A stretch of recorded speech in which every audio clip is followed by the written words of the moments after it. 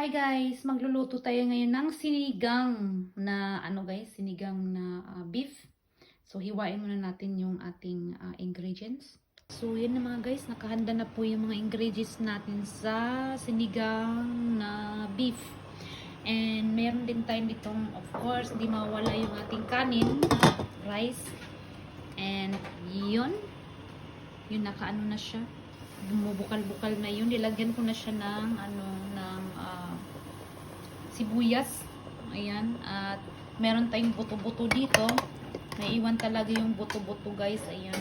So, mas masarap pag may buto-buto talaga siya kasi parang nor tawag sa atin. At ito hiniwa ko na talaga siya. Mga ingredients. Ayan. So, bumubukal na siya guys. So, ilagay na po natin yung ingredients. So, mayroon na pong carrots, cabbage. Ay, cabbage. Ano ba tawag dyan? Yung radish. Yung iba't ibang klase, no? Yan, nakikita ninyo. So, sinigang talaga siya, guys. Oo, sinigang. Wala nga lang sampalok. Oo. Ano lang siya? Baga, lagyan natin mamaya ng kalamansi. Takpan muna natin siya, guys. Takpan. Guys, ilagay na po natin yung yung beef, yung nahiwa natin na beef na niluto natin kahapon. Ayan, so ilagay muna natin dyan. So, and after 20 minutes, bubuksan natin yan mamaya. Takpan muna natin yan.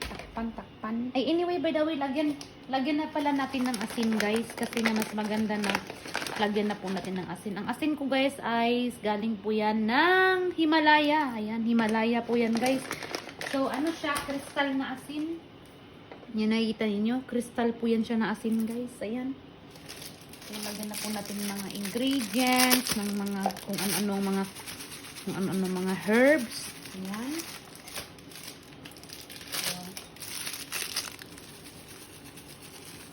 So,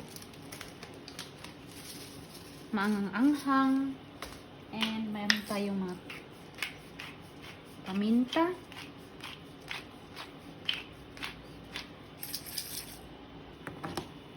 So, ukayin muna natin.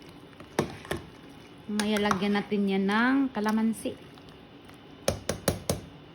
So, takpan muna natin guys. After 20 minutes, buksan natin yan kapag luto na.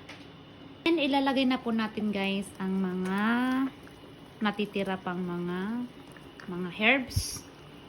Mga fresh herbs yan guys. Nakikita ninyo. Yan. So, antayin na lang po natin ng 10 minutes, takpan, and luto na po yan siya, guys. And, tingnan na po natin yung kanin.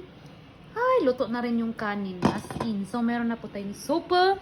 At, lagyan na po natin yan ng kalamansi mamaya pag kumain kayo. Nasa inyo naman po yan, guys, kung gusto niyo lagyan ng kalamansi. Ayan. Yung asawa ko, hindi kumakain masyado ng sour. Kaya, yan. Ako lang kumakain. Yan lang po, guys. And see you next vlog. Bye-bye!